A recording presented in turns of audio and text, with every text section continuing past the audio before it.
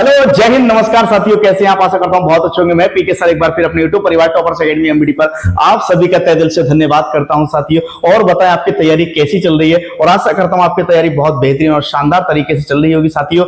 और तैयारी बिल्कुल करते रहना साथियों, क्योंकि परीक्षा होने में अब ज्यादा समय नहीं है। बस नवंबर के लास्ट में या नवंबर के मिड में क्या एग्जाम आपको देखने को मिल जाएगा। देखो ऐसा होता है, ये टीसीएस वाले या रेलवे वाले या जितने भी अदर कॉम्पिटिटिव एग्जाम हैं, चुपके से एक नोटिस निकालते हैं और परीक्षा संभावित तिथि के लिए घोषित कर देते हैं। इसलिए हम कुछ जो पार्ट्स हैं हमारे और जो कुछ टॉपिक्स हैं उनसे हम वंचित रह जाते हैं साथियों।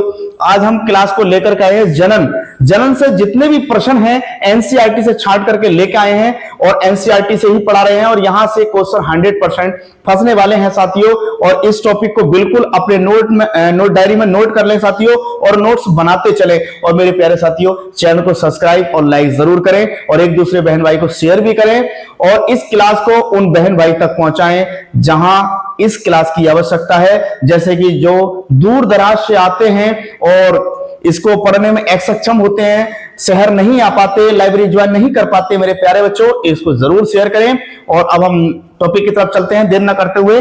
चलिए, टॉपिक जनन। अब जनन में देखते हैं किस किस में जनन किस टाइप से पाया जाता है साथियों। जैसे कि पहला ही है विखंडन द्वारा अलैंगिक जनन किन जंतुओं में पाया जाता है। विखंडन का मतलब है जैसे कि बिखर जाना, छोटे छोटे पार्टों में अलग अलग बंडल के टाइप में उसको चला जाना। विखंडन मींस उसका विखंडन हो जाना के द्वारा अलैंगिक जनन जंतुओं में पाया जाता है। यानी कि किस प्रकार के जंतु होते हैं जिनमें अलैंगिक विखंडन पाया जाता है, तो वह आता है अमीबा। और अमीबा अपने आप में क्या है? अमर प्राणी। क्या है? अमर प्राणी या जंतु इसको बोल देंगे, ठीक है, क्योंकि ये कभी नहीं मरता है। और हाइड्रा भी ऐसे ही है बिल्कुल। मुकुलन मींस मुकुलन, जैसे कि मुकुलन करते हैं बाइंडिंग द्वारा अलैंगिक जनन। अगर अलैंगिक जनन की बात करेगा, मुकुलन कह दे, बाइंडिंग कह दे या अलैंगिक जनन कह दे, किन जंतुओं पाया जाता है? हाइड्रा और ईस्ट। हाइड्रा और ईस्ट में क्या है? हाइड्रा जैसे कि आप तालाब के किनारे जाएंगे तो आपको एक काई टाइप की दिखाई देगी, एल्गी उसको बोलते हैं, एल्गी। अगर बॉटनिकल भाषा में बात करेंगे तो एल्गी जब होती है तो उसमें एक इस टाइप से आपको पंच टाइप का वो दिखाई देगा। और जैसे कि आपने देखा होगा, जैसे आप उसको निकालते हैं राड टाइप की, तो उस टाइप से वो क्या बोलते हैं? उसको हाइड्रा बोलते हैं। और हाइड्रा भी अपने आप में अमर प्राणी होता है। या ईस्ट में बात करेंगे, ईस्ट जैसे कि ईस्ट यानी खमीर, जैसे कि उस पर जम जाता है, जैसे कि आप ब्रेड लेकर के आते हैं और जैसे कि सड़ी गली मैदा होती है उस पर हमें देखने को ईस्ट ये मिलता है साथियों। तो इसके द्वारा मुकुलन या विखंडन या बाइंडिंग द्वारा अलैंगिक जनन पाया जाता है। नेक्स्ट, बीजाणु जनन द्वारा अलैंगिक जनन किन जंतुओं पर जाता है? जैसे कि बीजाणु मीन्स जो बीज के द्वारा होता है, बीजाणु जनन बीज के द्वारा होने वाला, तो उसमें पाया जाता है राइजोपस। और राइजोपस का पौधा मेरे प्यारे साथियों, ये उत्तराखंड मीन्स जहां की भूमि आर्द्र भूमि होती है, नम भूमि होती है, वहां राइजोपस का ये पेड़ देखने को या राइजोपस का बीज देखने को मिलता है साथियों। इसका अगर सार पढ़ेंगे तो बीएससी में है, बीएससी में इसका राइजोपस है, मार्किंसिया है, मार्सिलिया है, इस पे हमें देखने को बिल्कुल इसका पूरा सार राइजोपस का मिलेगा। नेक्स्ट, पुनर्भवन। जैसे कि पुनर्भवन का मतलब है किसी भी अंग को काट करके द्वारा बन जाना, किसी भी अंग को काट करके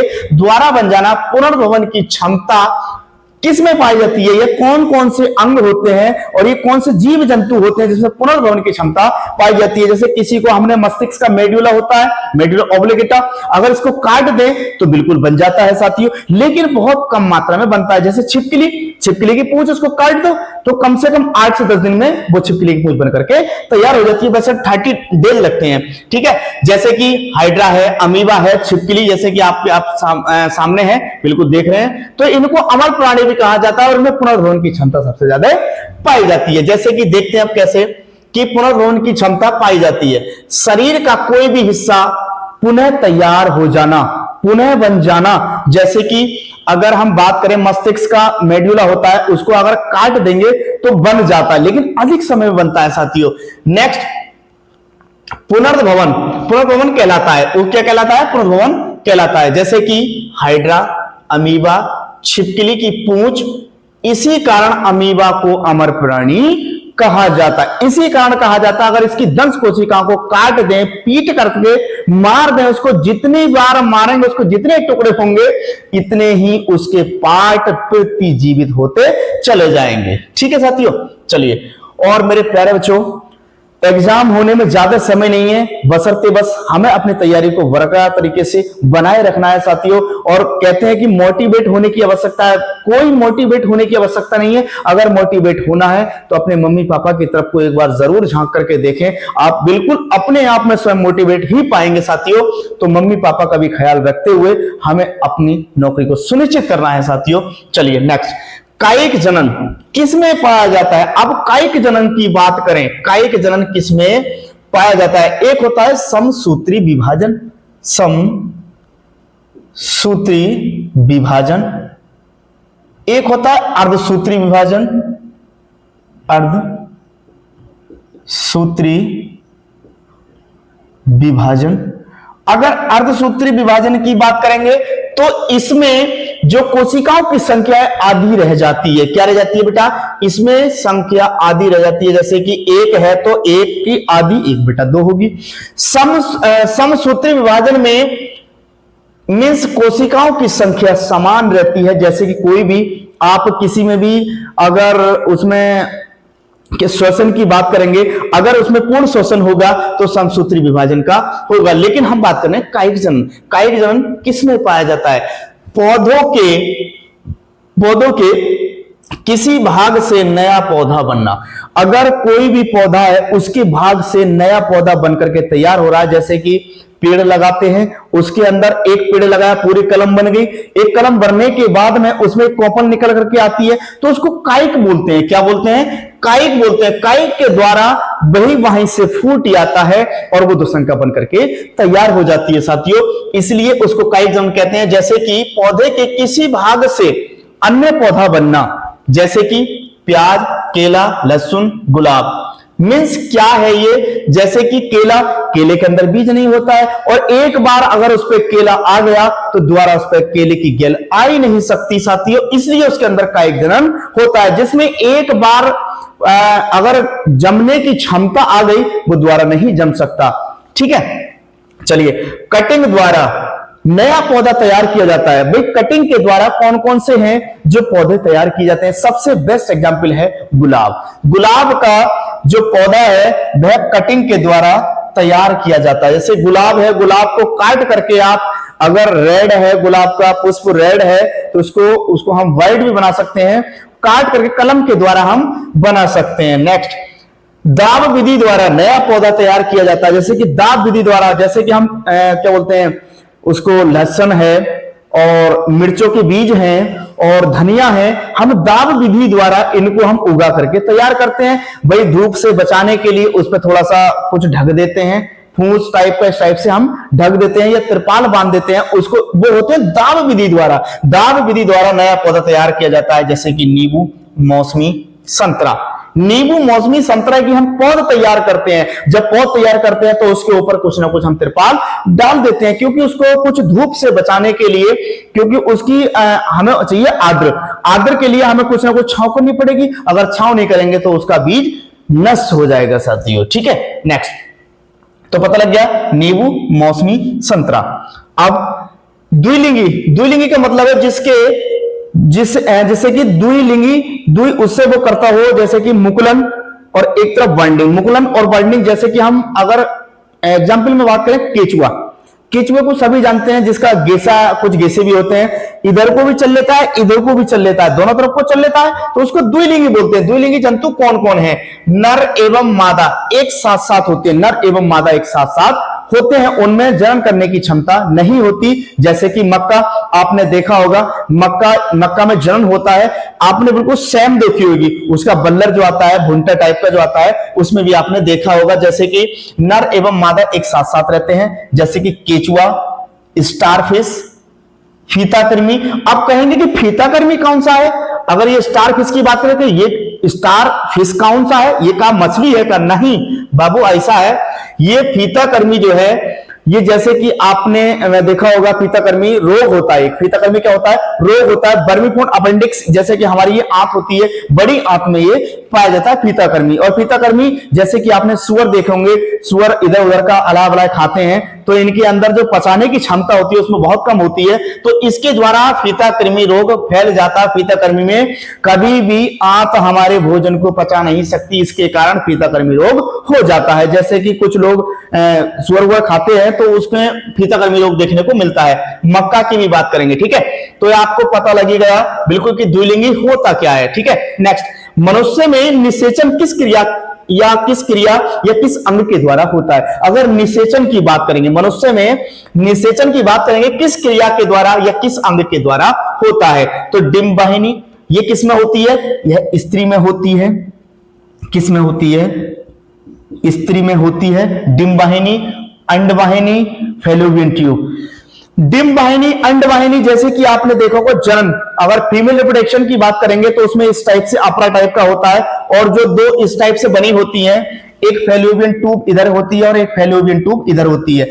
तो ये जो फैलोपियन ट्यूब होती है, ये वाली फैलोपियन ट्यूब, इसके अंदर अंडाणु बनते हैं। क्या बनते हैं बेटा, अंडाणु बनते हैं, और ये हमारा क्या हो गया, गर्भाशय, इसको क्या बोलेंगे, गर्भाशय। और ये नली होती है जिसको रिप्रोडक्शन के द्वारा हम इसे प्रवेश करते हैं, जहां से कि हमें घर्षण टाइप का जो होता है, भाई बायो पढ़ाते हैं, इतना तो बनता है, हंसने की बात नहीं है मेरे प्यारे बच्चों, तो इतना तो बनता है, ठीक है, समझदार है, समझ सकते हैं, ठीक है। तो हमने बात करा मनुष्य में निषेचन किस अंग के द्वारा होता है, डिंबवाहिनी, अंडवाहिनी, फैलोपियन ट्यूब, ठीक है। तो यहां से जैसे कि इस टॉपिक को हम स्पेशल रूप से समझाएंगे बेटा, बिल्कुल अच्छे से समझाएंगे, ठीक है। तो आज इतना ही समझ लीजिएगा, थोड़ा सा वीडियो लंबी हो जाएगी नहीं तो। मनुष्य में भ्रूण का विकास किस अंग के द्वारा होता है। अगर मनुष्य में भ्रूण की विकास की बात करेंगे, भ्रूण कहां पनपता है और उसका विकास कहां होता है, तो नेक्स्ट, मनुष्य में भ्रूण का विकास किस अंग में होता है, तो किस में होता है, गर्भाशय में। भाई स्त्री का गर्भाशय होता है, उसी के अंदर भ्रूण पनपता है, भोजन भी प्राप्त करता है, और वहीं पे पनपता है, और वहीं से भ्रूण थोड़ा थोड़ा बड़ा हो जाता है। जैसे कि 10 सप्ताह के दिखाई देने लगता है कि भ्रूण है, तभी तो गर्भ का पता लगता है कि गर्भावस्था में है या नहीं है, ठीक है। अगर इसकी भी बात करेंगे कि गर्भ को कैसे चेक करें, तो आपको हमने कल पढ़ाया था, जैसे कि मूत्र टाइप में कुछ अंग होता है उसमें, और डाल करके उसको हम चेक कर सकते हैं। महिलाओं में भ्रूण किस अंग द्वारा अपना भोजन प्राप्त करता है। यहां कह रहे हैं कि भ्रूण का विकास किस अंग में होता है, किस अंग में होता है, और यहां कह रहा है महिलाओं में भ्रूण किस अंग द्वारा अपना भोजन प्राप्त करता है, तो गर्भ के नाल द्वारा, जो गर्भ नाल होती है उसके द्वारा, या अपरा के द्वारा, या प्लासेंटा के द्वारा। और ये question 100% ALP and group D, किस में बेटा, ALP and group D, railway में 100% पिछली परीक्षाओं में पूछा जा चुका है, और यहां से क्वेश्चन पूछता है। अगर क्वेश्चन आ जाए कि महिलाओं में भ्रूण किस अंग द्वारा अपना भोजन प्राप्त करता है, तो आपको लगाना है, अगर गर्भनाल होगा तो उसको लगा देंगे, नहीं तो अपरा लगा देंगे, या फिर प्लेसेंटा लगा देंगे साथियों। 100% यहां से क्वेश्चन फंसने वाला है साथियों, ये विश्वास और गारंटी दिलाता हूं। अनिषेक फलन या अनिषेक जनन, अनिषेक फलन और अनिषेक जनन है क्या, जिसको असत्य फल भी बोल देते हैं। क्या बोल देते हैं बेटा इसको, असत्य फल, असत्य फल। एक होता है सत्य फल, सत्य क्या होता है बेटा, सत्य। मेरे प्यारे साथियों देखो, इसकी इंक भी खत्म हो गई है, लेकिन आपसे मैं बड़े प्यार से और हाथ जोड़ के विनम्र रिक्वेस्ट करता हूं साथियों कि इस क्लास को एक दूसरे बहन भाई को शेयर जरूर करें। देखो आप ही की बदौलत है जो आज हम इस प्लेटफॉर्म पर खड़े हुए हैं, आपका प्यार है और आपका सपोर्ट है। बस आपसे हम है और हमसे आप हैं मेरे प्यारे बच्चों। बस थोड़ा सा इतना तो बनता है आपका कि एक दूसरे बहन भाई को शेयर जरूर करें क्लास को, और चैनल को सब्सक्राइब भी करें। बिल्कुल अपने भाई को थोड़ा सा सपोर्ट करेंगे और अपना प्यार और स्नेह और प्रेम जरूर दिखाएंगे साथियों। तो एक दूसरे भाई को शेयर जरूर करेंगे। चलिए, अगर अनिषेक फलन, अनिषेक जनन क्या है अपने आप में, बिना निषेचन के संतान की उत्पत्ति या बिना निषेचन के कोई भी फल बन जाना, किसी भी पुष्प के अन्य भाग से फल का बनना, उसको क्या बोलेंगे, अनिषेक फलन, अनिषेक जनन। अनिषेक फलन, कहते ना कि उसका फलन बा का लड़का भैया उसकी नौकरी लग गई बा। जब लग गई बा तुम काहे पीछे रहे, तुम भी लाइन के आगे आइए ना, नौकरी लीजिए। और नौकरी लगाने के लिए तो हम खड़े हैं, आपको पढ़ा रहे हैं बबुआ, ठीक है। ठीक है, तो चलो क्या है, बिना निषेचन के संतान की उत्पत्ति, जैसे कि ततैया। भाई क्या ततैया अपने आप में रिप्रोडक्शन नहीं करते होंगे क्या? तितैया अपने आप बन जाती है क्या? इम्पॉसिबल। चींटी, भाई चींटियों की संख्या है, क्या ये अपने आप में कुछ इंट्रोडक्शन नहीं करते होंगे? करते होंगे। नेक्स्ट, मधुमक्खी काहे अपने आप बन जाती है क्या? केला, भाई केले को तो हम कह सकते हैं केला एक बार, जिसमें बीज नहीं होता, केला एक बार आ गया तो दोबारा केला नहीं आ सकता, ठीक है, केला समझेंगे। अंगूर, अंगूर में वैसे देखा जाता है, कभी कभी नहीं भी देखा जाता बीज, तो इनपॉसिबिलिटी कह सकते हैं, ठीक है। नेक्स्ट, नसबंदी में, नसबंदी में क्या है, नसबंदी में किस अंग की सर्जरी द्वारा काट दिया जाता है? अब ऐसा कौन सा अंग है जिसमें नसबंदी करके उस अंग को काट दिया जाता है ताकि बच्चे उत्पन्न ना हो सके? तो कौन सी होती है? शुक्रवाहिनी नलिका। शुक्रवाहिनी नलिका ये किस में होती है? पुरुष में होती है। ये पुरुष में होती है शुक्रवाहिनी नलिका, पुरुष के अंदर होती है, और महिला के अंदर होती है महिला। महिला, महिला के अंदर कौन सी होती है? डिंब वाहिनी। कौन सी होती है? डिंब वाहिनी नलिका, ये महिला के अंदर होती है, और इसको बांध दिया जाता है। जब बांध देंगे तो गर्भ नहीं ठहर सकता और वो गर्भ से बच जाती है, इसलिए बच्चे पैदा नहीं हो सकते साथियों, ठीक है। नेक्स्ट, गर्भ विधि की बात करें कि गर्भ विधि की बात करेंगे कि मनुष्य का कितना गर्भकाल होता है, चूहे का कितना होता है, भैंस का कितना होता है, एक नेक्स्ट वीडियो में बताएंगे, लेकिन मोटा मोटा पढ़ लेते हैं, जहां से क्वेश्चन टचअप करता है वहीं इतना ही पढ़ाएंगे साथियों। क्या है? मनुष्य का जो गर्भकाल है वो कितना होता है? 280 दिन का। 280 दिन का। अगर सप्ते की बात करेंगे तो 40 सप्ते में भ्रूण बनकर के पूरा बच्चा तैयार होता है। क्या होता है? बच्चा पूरा बनकर के तैयार हो जाता है। 40 सप्ताह मींस 280 दिन में बच्चा बनकर के बिल्कुल तैयार हो जाता है। अगर चूहे की बात करें तो चूहे का जीवन काल 21 का कितने में बन जाता है? 21 दिन में बिल्कुल चूहा का बच्चा बनकर के तैयार हो जाता है, ठीक है। 21 दिन में देखो, तभी तो पैदावार ज्यादा हो जाती है। इधर उधर कपड़ा उपड़ा काटते हैं, इनको मारना पड़ेंगे, तभी तो चूहा मार दावे लगते हैं ना, ठीक है। भैंस की बात करें, भैंस, भैंस का कितना होता है? 310 दिन। 310 दिन में बन करके भैंस का बच्चा तैयार होता है, ठीक है। नेक्स्ट, अनुवांशिकी के पिता कौन है? अनुवांशिकी यहां से क्वेश्चन पूछा गया था ग्रुप डी में पिछली बार। ग्रुप डी में ये क्वेश्चन यहां से भर भर के पूछा था और यहीं से दे दबा पूछा था कि अनुवांशिकी के पिता कौन है? Gregor John Mendel. इन्होंने कितने जोड़ी लक्षणों को चुना और इन्होंने कितने नियम दिए, कौन कौन से नियम दिए, इन्होंने कौन सा अपना प्रयोग कौन से मटर के पौधे पर करा? भाई मीठी मटर के पौधे पर करा, या कौन सी मटर के पौधे पर करा, और मटर का वर्टिकल नेम क्या है? Pisum sativum. इस टाइप से भर भर के क्वेश्चन पिछली बार देखने को मिले थे और यहां से भी क्वेश्चन देखने को मिले थे। कहां से? अपरा, प्लेसेंटा और गर्भनाल से। आप कभी उठा करके देखना, प्रीवियस ईयर के क्वेश्चन पेपर देखना बेटा, यहां से 100% देखने को मिलेंगे और 100% यहां से पूछे गए हैं। ये दावा और विश्वास गारंटी के साथ कह सकता हूं साथियों, ठीक है। तो अनुवांशिकी के पिता कौन है? Gregor John Mendel. Gregor John Mendel. Gregor John Mendel है कौन? भाई अपने आप में एक पादरी थे, एक चर्च के पादरी थे, और इन्होंने ग्रेगर जॉन मेंडल ने वहीं अपना रह करके, पादरी थे चर्च के, वहां रह करके अपने गार्डन में इन्होंने एक मटर का प्रयोग करा और उस मटर में भी कई कुल इन्होंने छांटे, ठीक है। किसी नेक्स्ट चैप्टर में हम पूरा इसको खुल करके बताएंगे। मेंडल ने अपना प्रयोग किस पौधे पर किया? मीठी मटर, जिसका नाम है Pisum sativum. Pisum sativum. Mendel ने नियम कितने दिए? 3 नियम दिए। कौन कौन से नियम दिए बेटा? नियम दिए, पहला पृथक्करण का नियम, दूसरा प्रभाविता का नियम, तीसरा स्वतंत्र अभाव का नियम दिया। मनुष्य में गुणसूत्रों की संख्या कितनी होती है? भाई मनुष्य में गुणसूत्रों की संख्या सभी को पता होगा, 46 होती है। कितनी होती है? 46 होती है। अगर जोड़ी में बात करेंगे तो 23 जोड़ी पाई जाती है। लिंग गुणसूत्रों की संख्या कितनी होती है? भाई लिंग गुणसूत्र कितने होते हैं? लिंग गुणसूत्रों की संख्या 2 होती है और इसको एक जोड़ी बोलते हैं। पेन भी खत्म हो गया। सूजनन की क्या है? सूजनन की या यूजेनिक्स क्या है? यूजेनिक्स क्या है? मानव जाति में सुधार। जैसे सूजनन मानव जाति में सुधार, जैसे कि पहले मानव थे और आज भी मानव है, धीरे धीरे मानव जाति में सुधार होता चला जा रहा है, क्योंकि हमारा जो भारत है अग्रसर हो रहा है। किसके लिए? टेक्नोलॉजी के लिए हमारा भारत अग्रसर हो रहा है, और हम भी अपने आप को, माइंड को और अपने आप को भी डेवलप करते जा रहे हैं। चीजों के अनुसार सब चेंज होता चला जा रहा है। इसको क्या बोलेंगे? सूजनन की में क्या होता है? इंजीनियरिंग, जैसे कि इंजीनियर टाइप का होता है, उसमें मानव जाति में सुधार टाइप का होता है। मनुष्य में लिंग निर्धारण किस आधार पर होता है? अगर मनुष्य में लिंग निर्धारण की बात करेंगे तो किस आधार पर होता है? गुणसूत्रों के आधार पर होता है। अगर x x होगा, x x होगा तो क्या होगा? x y होगा तो क्या होगा? x x होगा तो लड़की होगी,